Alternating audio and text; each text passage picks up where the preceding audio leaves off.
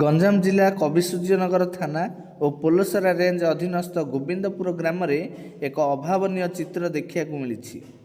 ଜଗନ୍ନାଥ ସ୍ୱାଇଁଙ୍କ ଚାଷ ଜମିରେ କିଛି ଲୋକ ଏକ ହନୁ ମାଙ୍କଡ଼କୁ ପିଟି ପିଟି ମାରିବା ପରେ ଖୁଣ୍ଟରେ ଝୁଲାଇ ଦେବା ଦେଖିବାକୁ ମିଳିଛି।